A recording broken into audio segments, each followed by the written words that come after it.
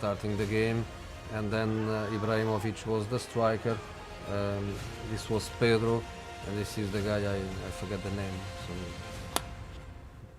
Some player that they had there. Messi.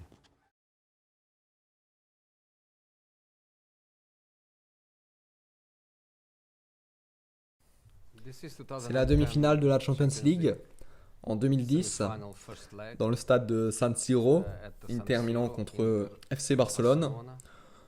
On joue avec Julio César dans les buts, une ligne de 4 derrière avec Maicon, Lucio, Samuel et Zanetti.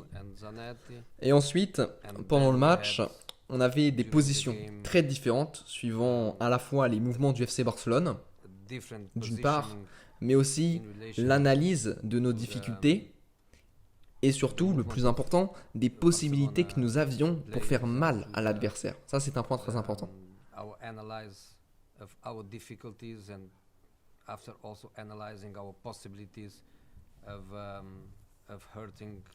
C'est une confrontation aller-retour. Le premier match était à domicile. Donc évidemment, on savait que le retour au Camp Nou à Barcelone allait être un match encore plus compliqué. Donc en gros, il y avait Mota, Cambiaso, Scheider, ainsi que Eto'o, Pandev et Diego Milito. À certains moments du match, on a mené Pandev un peu plus à l'intérieur et Eto'o plus proche de Diego Milito. On occupait la zone centrale avec une sorte de diamant, avec Eto'o qui avait l'occasion d'être plus proche de Diego Milito. Enfin, ça c'était la situation de base. Barcelone, à l'époque, mais aujourd'hui encore et même avant ça, ils avaient une ligne de 4 derrière. Et puis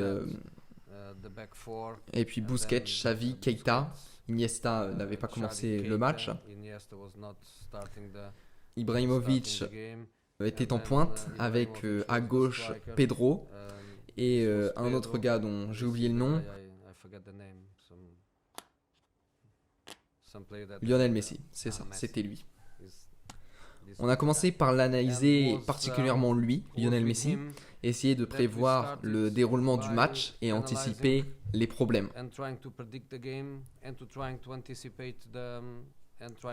À l'époque, ils avaient Zlatan Ibrahimovic en numéro 9 qui fixait les défenseurs centraux. Lionel Messi jouait à droite, mais évidemment avec la liberté d'aller dans différentes zones.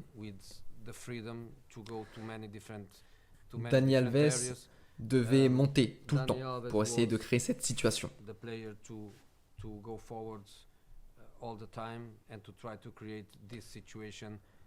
En gros, la question était de savoir ce qu'on allait faire une fois que cette situation allait arriver.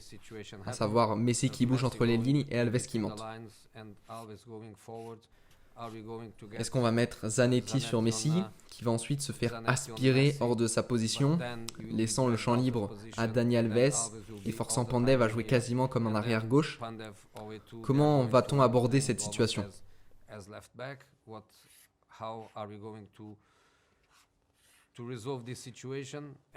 Pour nous, c'était très clair. Messi ne peut pas jouer seul quand il bouge entre les lignes.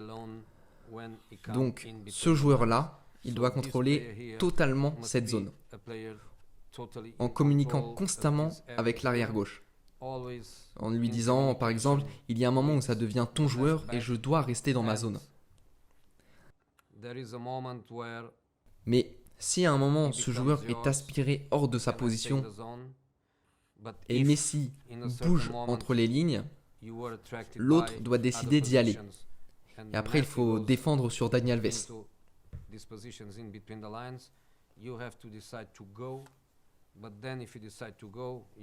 C'était une combinaison d'idées, mais en gros, tout tournait autour de l'idée qu'il fallait empêcher Lionel Messi de jouer. C'était l'idée principale. Je me souviens, après le match, la presse a utilisé un mot italien, le mot gabbia.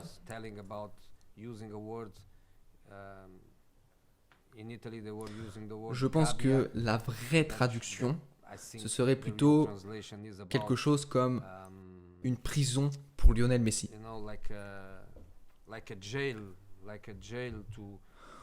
Au final, on n'a pas fait de marquage individuel, mais Thiago Motta, Zanetti, Cambiasso, chacun était responsable d'une zone dans laquelle Lionel Messi pouvait évoluer.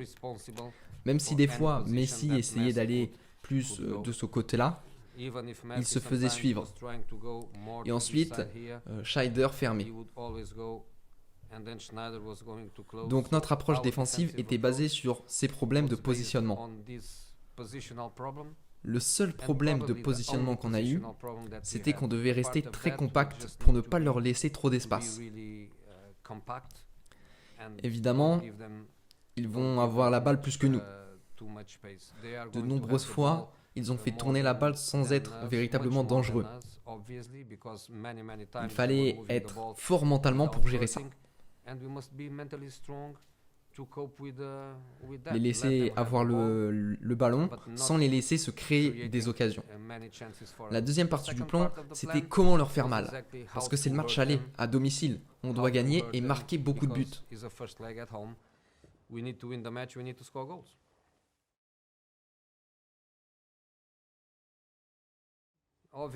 Évidemment, la stratégie pour leur faire mal résidait dans notre transition offensive, au moment où on récupérait le ballon.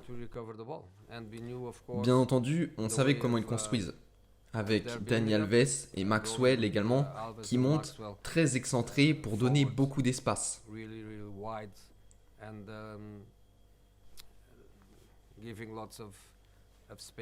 Ensuite, parce qu'on essayait de rester compact en amenant à la fois Pandev et Eto'o dans l'axe, ce qui faisait une zone très très dense, on laissait la balle aller sur un côté. Une fois qu'ils avaient choisi un côté, c'était le signal pour nous de commencer à presser. Le but ici, c'est que même si on avait des joueurs excentrés dans une position claire pour attaquer les espaces dans le dos de Maxwell et Dani Alves, on pouvait amener des joueurs dans ces positions.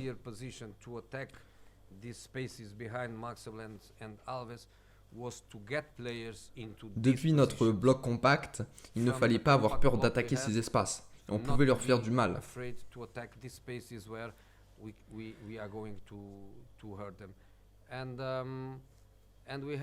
Macon a été phénoménal ce soir-là en attaquant un joueur que l'on connaissait très bien, Maxwell. Maxwell qui est très fort avec le ballon, mais pas autant pour rattraper les décalages.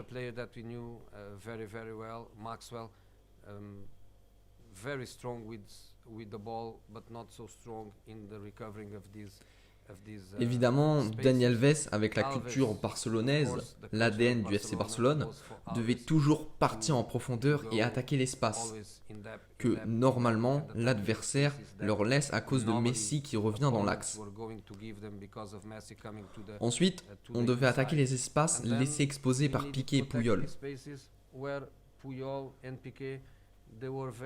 On savait qu'ils étaient très forts dans la transition défensive lorsqu'ils étaient dans la moitié de terrain adverse. Donc quand ils perdent la balle, ils essaient de presser, de monter et de fermer tous les espaces possibles.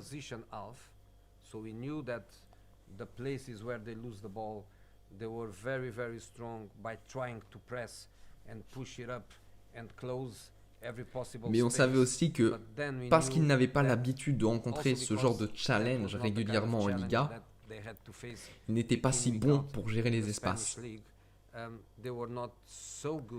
Et en plus, on avait des joueurs très rapides qui attaquaient les espaces.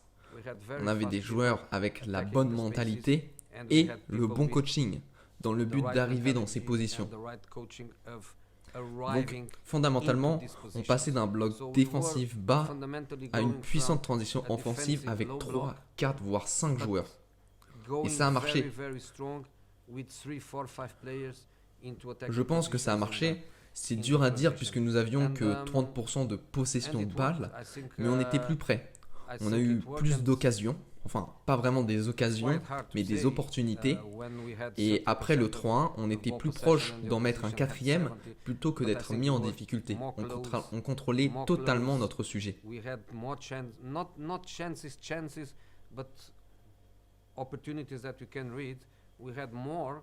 After the 3-1, we had more chances to score the fourth than to be really in trouble. We were totally in control.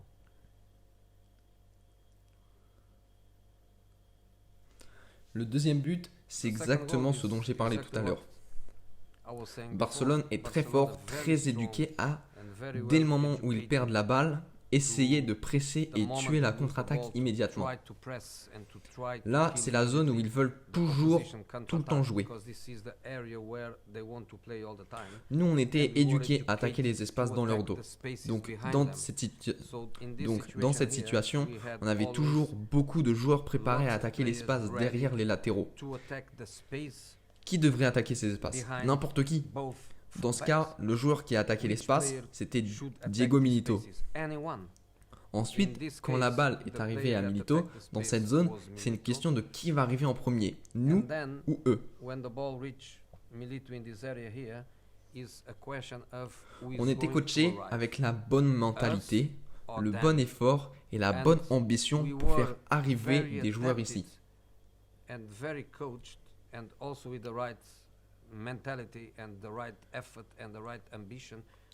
Donc, quand la balle arrive à un joueur dans cette zone, Milito cette fois-ci, la question était de savoir combien d'oranges et combien de blancs allaient se rendre dans la zone de vérité, où on peut marquer. Et je sais que ce gars-là, il va y arriver. Macon, il va arriver dans cette zone. Mais dans cette séquence, je crois qu'on a aussi Pandev et peut-être Schneider qui arrivent aussi. Après ce ballon pour Milito, on a réussi à amener 2 ou 3 joueurs de plus. Schneider et To, ou Schneider et Pandev, qui arrivent dans cette zone aussi. En plus de la course incroyable de Macon. C'était plus difficile pour eux. Je pense que...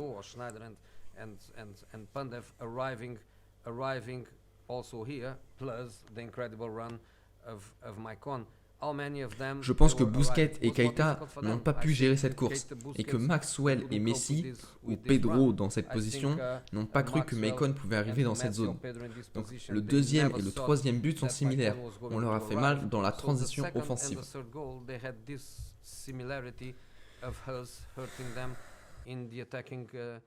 Transition.